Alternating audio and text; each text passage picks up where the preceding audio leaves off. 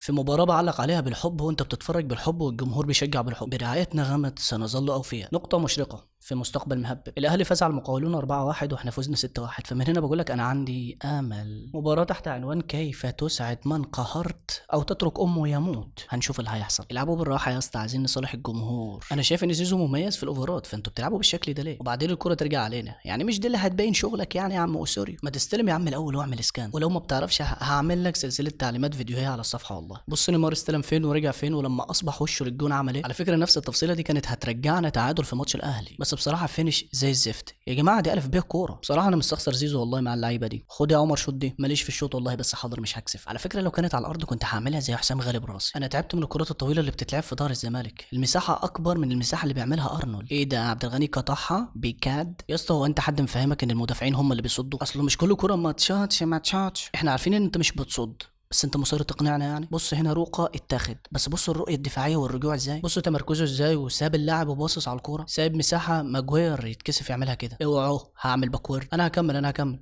الشوطه الفشيخه ايه ده ضاعت. انا اسف يا دين امي، ايه الجرف ده؟ والله انا لو معاك في الملعب كنت زعلتك يا ابني. مين ماسك زرار السرعه يعني؟ الكره لينا ترجع علينا اباي يا اخي. انت حاخي الجاموسه نطحتك في وراكك عشان تغيب عن الفرقه، ده انتوا عيال كحيانه يا قد. مش مكسوف انت هو بتحتفلوا بايه؟ فكرتوني بلعبه فيفا، الواحد يكون مغلوب 5 ولما يجيب جون اللاعب يحتفل بدون قصد. بس دول ما عندهمش دماغ، معذورين. نسيت انتوا كمان ما عندكمش دم. يا على الكسفه اللي انت فيها يا حازم. بص مش بيعرف يستلم، تحس الكوره اول ما بتشوفه بتهرب منه. يا ابني ريح الكوره، والله لا انزلك الفيديوهات التعليميه بدل ما انت بتتمرن مع احمد جميل. بص انا عايز اغلط فيك بصراحه. اولا ده الضغط اللي انا كنت عايزه يوم ماتش الاهلي، بعدين الكوره في البدايه تخلص منك انت جزيري بكذا شكل، لكن للاسف انا مش عارف اقول ايه. مشكلتك دماغك اصبحت بره الكوره. عبد منصف بيقول له خد بالك الحارس في القانون الجديد هو اللي بيصد. شايفين الكوره دي؟ هل هي بيلين؟ انا شايف ان فيها كلام. الكوره من واحد ما بيعرفش يلعب برجله لواحد ما بيعرفش يلعب بايده، عشان كده ده منظر. طب انت يا اخي عايز ايه اسهل من كده يعني؟ بعيد ان الهدف كان هيتلغى اصلا عشان خاطر عمك روقه، بس هاتها يا اخي. يا اخي اقول لك ايه، هعمل زي معاذ يا حاتم المساحه يا جدع، فجعتها لنا والله. زود هنا يا ابني لقطه طريفه من طرائف الدوري المصري، فكرتني بالابله فايزه لما وقعت قالت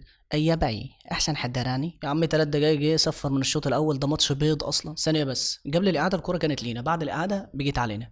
انتوا بتفرجونا على الماتش بعد المونتاج ولا ايه يا اخي؟ الدوري الاسباني بيعيد بشاشتين وهجمه مرتده. معلش يا اخوانا بس هعمل نفسي مصاب. لا ده طلع بجد، ظلمناك معلش. بصراحه زيزو عالمي والله بقول لكم عالمي، بس المشكله التفاصيل بسيطه مش بتمشي معاه. يا عم ميتين الاخراج يا عم، نجيب لكم بيتر ميمي، حسين الشحات يدعو عليكم و5 اخرون. عايز اشوف حاجه مشرقه في كوره مصر. الزمالك بيضيع فرص كتير، بس ممكن ما يندمش على الفرص، لان ممكن زيزو يخلص له الماتش. فاركو ملوش خطوره غير في اللعيبه الافريقيه اللي معاه. بيتهيألي لو صبحي شاط عليه شريف اكرامي هيدخل فيه. عيب، قلت لكم العيال الافريقيه هي الخطوره. شوف كده الدفاع الشوربه والحارس الفسكونيا ده. وما زلت اردد ان ممكن الزمالك يفوز بقدم نجمه الاول زيزو. يا لهوي على اللعبه دي بصراحه. خط الدفاع لو خط بارليف مش هيكون سهل كده. انتوا بترشوه عشان ينزل طازه ولا ايه؟ طب يعني انت مش ناشئ غلطت هنا ماشي، الباص ما فيهوش احساس ماشي، لكن تجري ومش عارف الكره هتنزل فين. بصراحه الكره في مصر غريبه جدا. لكم الله يا ناشئين مصر. واو احتفال الشقلباظ جامد جدي. انا ايه اللي جابني مصر؟ ترجمه الفوريه. واي اي ام هير. نادي الزمالك للمساحات الفاضيه، ولكن صبحي ما يشوطش يخلصها. ما بالراحه يا عم، حاجات الناس مش لعبه عشان تشوط فيها. مش مكفيك عرضه الشناوي ولا ايه؟ مخالفه. يلا زيزو بقى عشان عايز اكسب الرهان. خساره والله، مش عارف ليه كل ما اراهن عليك في الضربات الثابته وضربات الجزاء لازم تجلي منك. وبما انك اتفرجت على الماتش واتفرجت على تحليلي ده كله لله طبعا، فاعمل لايك برضه لله وبالحب كده، وسنظل اوفياء.